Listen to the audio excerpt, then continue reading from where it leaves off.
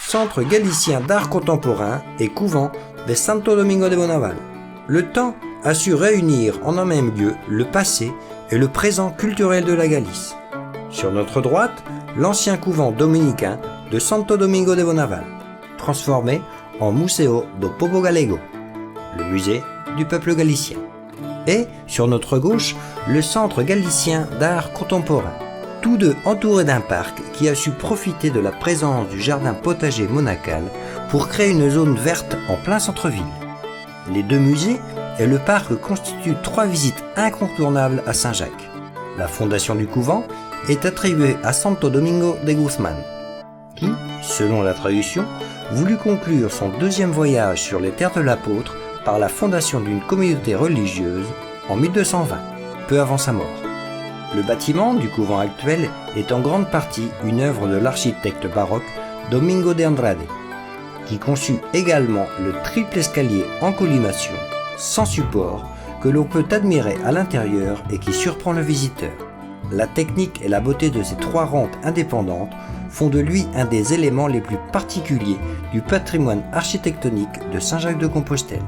Après avoir rempli différents usages, celui de couvent, d'hospice et d'école pour surmets, l'édifice accueille en 1977 la fondation du Museo do Povo Galego, premier musée anthropologique de Galice. Les salles sont dédiées à la mer, à la campagne, à l'architecture populaire, aux métiers, aux tissus, à l'artisanat et à la musique. Il contient aussi des sections d'archéologie et organise des expositions temporaires sur l'histoire et la vie quotidienne de la Galice.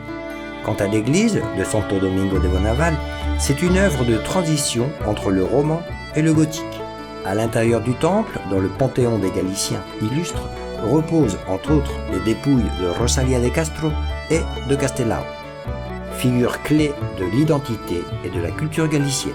Le Centre galicien d'art contemporain, sur notre gauche, occupe le bâtiment de granit conçu par le célèbre architecte portugais Álvaro Siza et inauguré en 1993. Sa disposition a été étudiée de façon à ne pas cacher la vue du couvent baroque, avec lequel il crée un contraste harmonieux. La ligne, la lumière et le volume sont des éléments qui se mélangent pour faire place à l'architecture austère et sereine qui utilise la pierre comme élément d'union avec la tradition de Compostelle.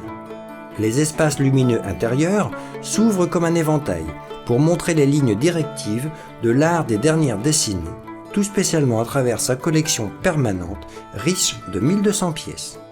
La cohabitation et le dialogue entre les œuvres des artistes galiciens et internationaux sont des signes distinctifs de ces propositions